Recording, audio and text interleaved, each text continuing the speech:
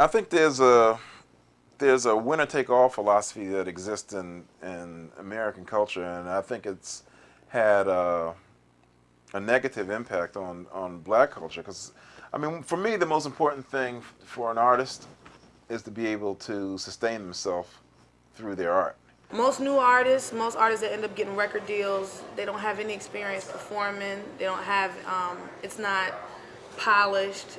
If they do it, it's just, it's usually a mess that first couple months. And sometimes the first year or so. To be a performer, you have to practice performing. And to have somewhere to do that. You go to Black Lily and people are switching on the drums and then someone else is getting up on the bass and then, you're surrounded by these people who can play and jam. I don't mean play, this is how the song goes. I mean jam, put their own signature on it. This was a place where they said, it's all right, girl, it's all right. Keep going. It's all right. You just keep on trying. And, that really helps because, you're learning as you go. It's not like you just come in as a professional. And that's, that was one of the great things about Black Lily. You came in as an amateur, you left as a professional.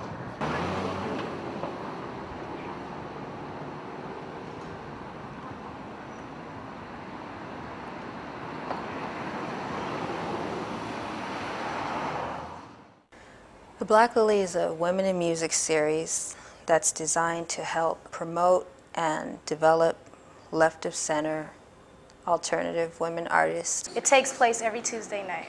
We're in the process of putting together a new band. People have been waiting for us to come back. We've been gone for like 3 weeks. That's our home, that's our place. And we have to be able to come back home. It's right now. Cautious.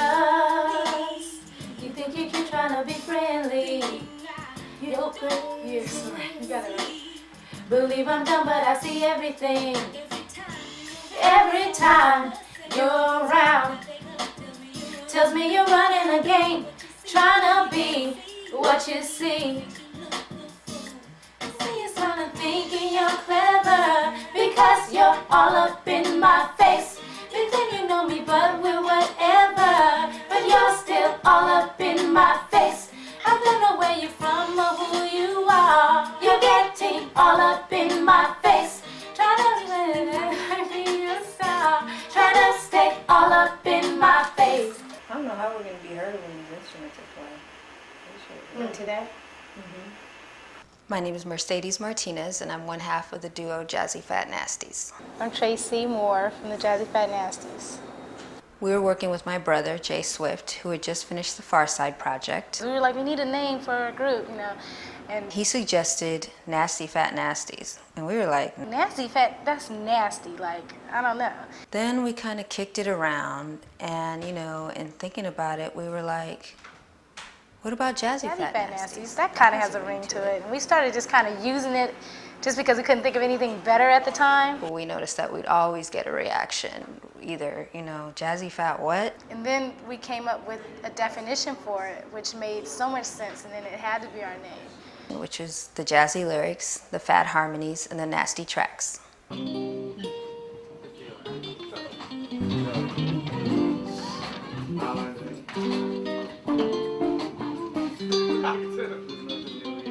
All that stuff, man.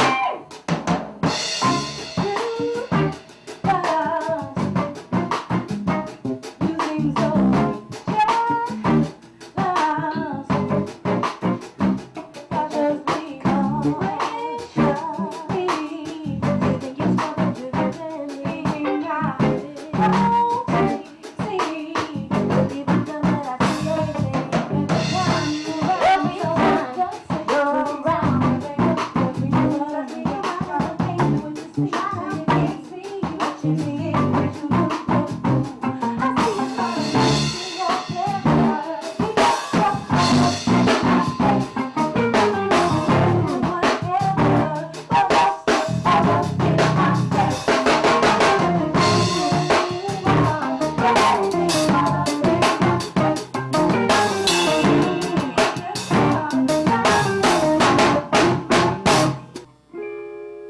was getting so thrown off. I was born in Canary Islands, Spain. My dad was Cuban, my mom's Spanish. Lived in Spain for about 5 years before I moved to California and grew up in Inglewood, California. My father was a musician and he was traveling in Spain. He was working there. That's how my parents met and came to produce me. My father taught myself and my brothers, my sister, he taught us all music. You know, it was very important to him that we have that foundation. I'm the oldest of 5. I have 3 sisters and a brother. I was born in Rochester, New York, but when I was 5, I moved to LA. My father wasn't in the home because my mom and him separated before I was even born.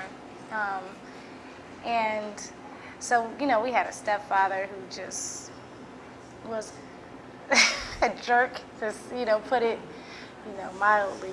I think that's where I got my love of family from and my sense of unity, and believing that if you stick together, you know, it'll make you that much stronger because, you know, we just had each other.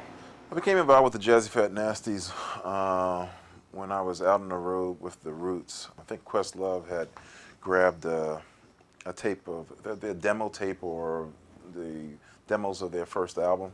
I tend to think that Tracy's a bit more outgoing and Merce probably is a bit shyer, but together when they're on stage, they cover a lot of musical territory. We used to perform the dance when we were 4, when we were living in California. We didn't have any money to pay for a band.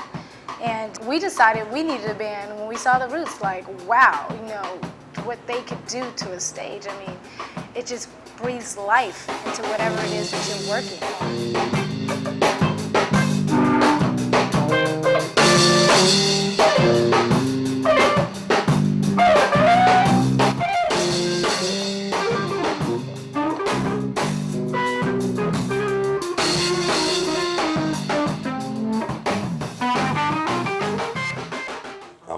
Gold. I started out life as a cellist once I got into being a little kid, and ended up owning this studio and making records my whole life.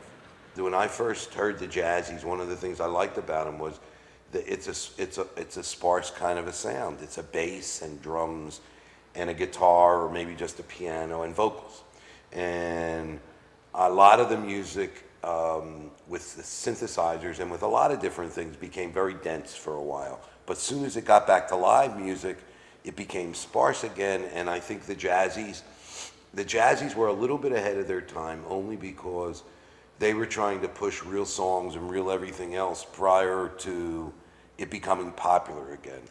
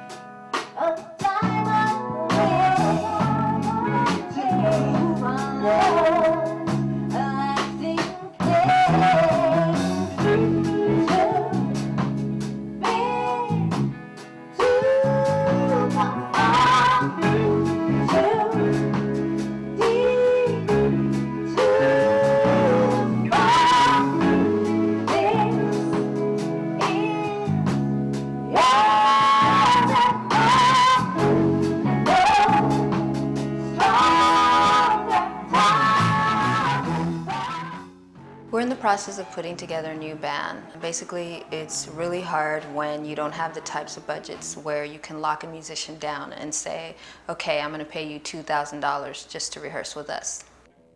Especially working at a place like the studio, which is the studio in Philadelphia where everyone comes to work and record their albums.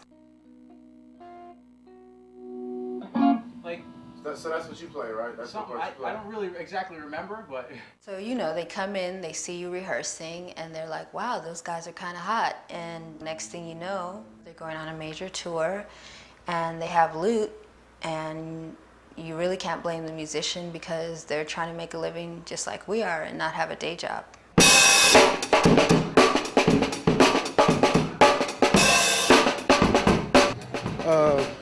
I play bongos and percussion and a kazoo. Y'all need a professional kazoo player?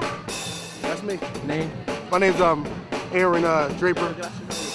Adam B, I play the bass, but you know, I'm a drummer, piano, harmonica, flute, all that when you need me. My name is Richard Grieco, and I play a teenage cop on television.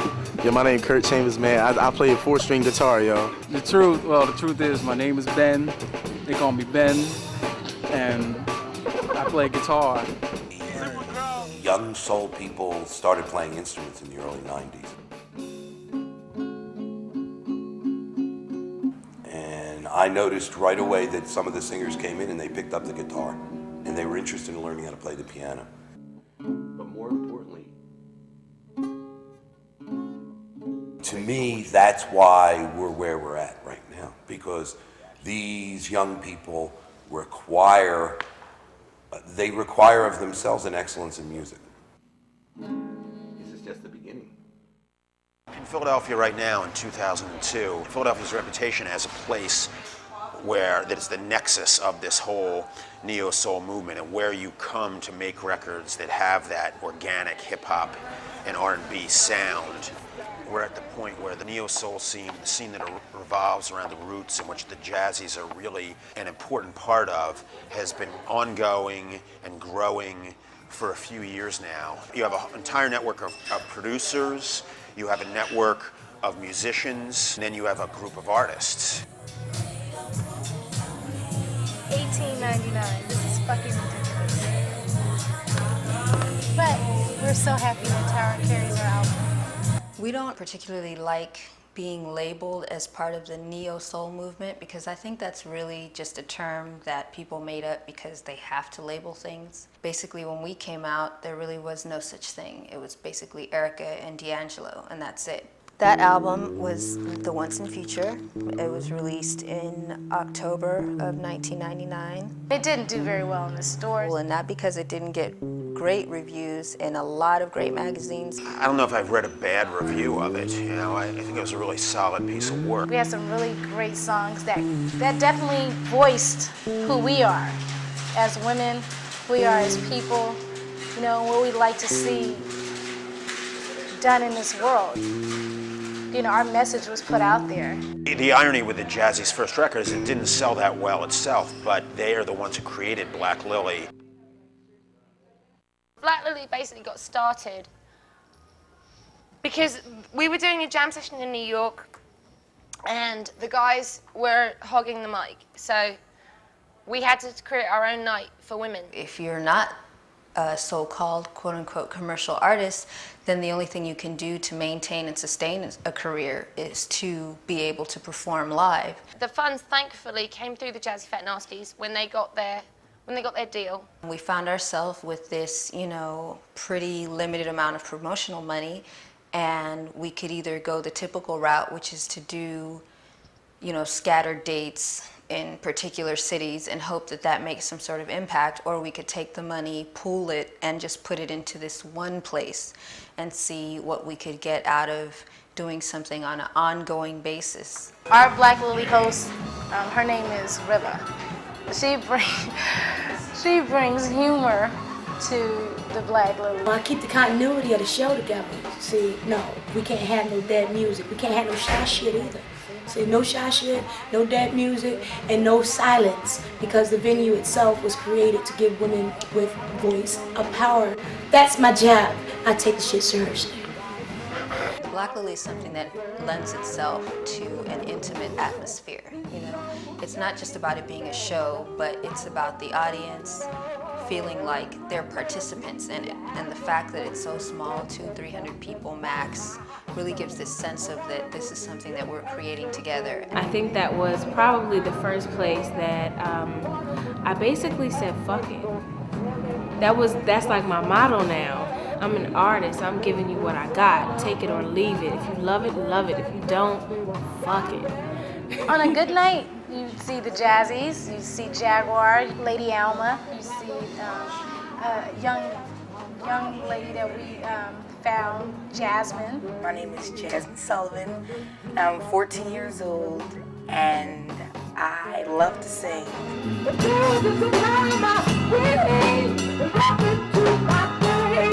Lily is a great place to for you to go and be yourself and do your thing. I actually have a song called Do Your Thing, and it really is. And you do what you do. You can come in here and sing a rock song one day, and then sing a jazz song, and it doesn't matter. They really appreciate the music. Basically, you don't know what the fuck you're gonna get.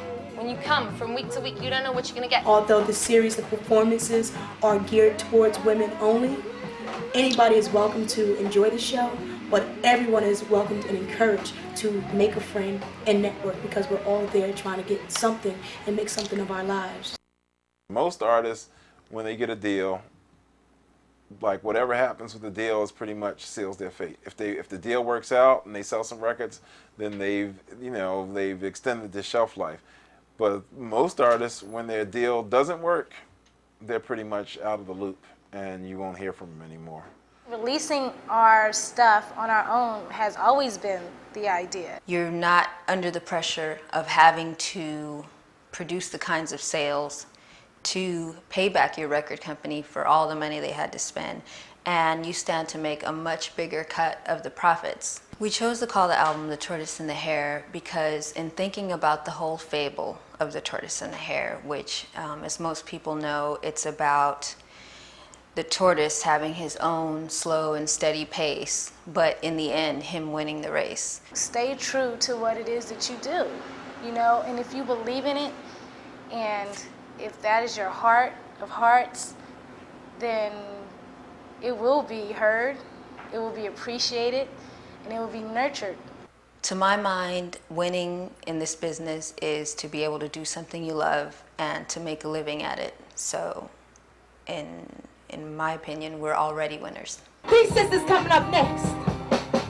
I always like to say that they are at the helm of this motherfucker.